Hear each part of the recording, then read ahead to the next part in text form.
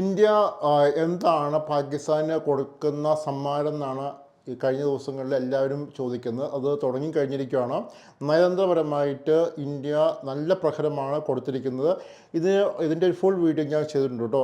ഇതുമായിട്ട് ബന്ധപ്പെട്ട ഈ റീസെൻ്റ്ലി വന്ന അപ്ഡേറ്റുകളും ഇനി ഇന്ത്യ ചെയ്യാൻ പോകുന്ന കാര്യങ്ങളെപ്പറ്റി ഒരു വ്യക്തമായിട്ടുള്ള ഒരു വീഡിയോ ചെയ്തിട്ടുണ്ട്. അത് നിങ്ങളൊന്ന് കണ്ടു നോക്കുക. അപ്പോൾ തീർച്ചയായിട്ടും ഇന്ത്യ സൈനിക നടപടി എന്ന് തുടങ്ങും ചോദിച്ചിട്ടുണ്ടെങ്കിൽ ഇപ്പോൾ ഫസ്റ്റ് ഇന്ത്യക്ക് കുറച്ച് കാര്യങ്ങൾ ചെയ്തെടുക്കാനുണ്ട്. ആ കാര്യങ്ങൾ എന്താണെന്ന് ചോദിച്ചിട്ടുണ്ടെങ്കിൽ ഫസ്റ്റ് ഇതിനുള്ള തെളിവുകൾ കണ്ടെത്താനുണ്ട്. അതുപോലെ ഇത് ചെയ്ത ആളുകളെ ഇതുവരെയായിട്ടും പിടിച്ചിട്ടില്ല. അങ്ങനെ കുറച്ച് കാര്യങ്ങൾ ഇന്ത്യക്ക് മുമ്പിലുണ്ട്.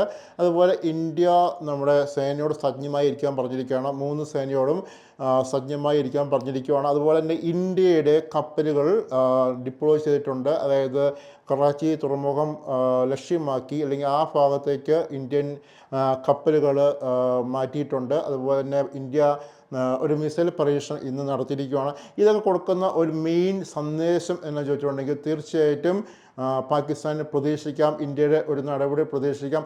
അത് ഏത് സ്കെയിലാണെന്ന് ചോദിച്ചിട്ടുണ്ടെങ്കിൽ ഇപ്പോൾ അത് ആർക്കും പ്രവചിക്കാൻ കഴിയാത്തൊരു രീതിയിലായിരിക്കും അതിൻ്റെ ഒരു അവസ്ഥ എന്നുണ്ടെങ്കിൽ. പക്ഷെ ഞാൻ പറയുകയാണ്, അതൊരു മാസീവ് ലെവലിലായിരിക്കില്ല.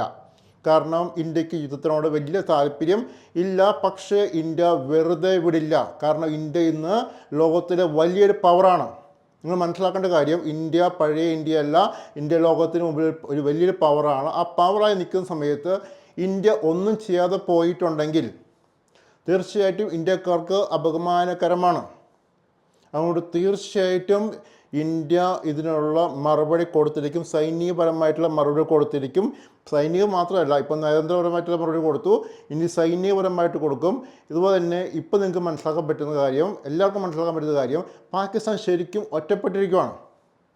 ഇനി എന്താ സംഭവിക്കാൻ പോകണമെന്ന് ചോദിച്ചിട്ടുണ്ടെങ്കിൽ പാകിസ്ഥാൻ പല കഷ്ണങ്ങളായിട്ട് മാറാൻ പോവുകയാണ്. ഇതുമായി ബന്ധപ്പെട്ട വീഡിയോസൊക്കെ ഞാൻ ചെയ്യുന്നതായിരിക്കും. അപ്പോൾ നിങ്ങൾക്ക് ഞങ്ങളുടെ ചാനലിലൊന്ന് സബ്സ്ക്രൈബ് ചെയ്യുകയാണെങ്കിൽ അടുത്ത വീഡിയോസൊക്കെ കാണാവേ. Bye bye.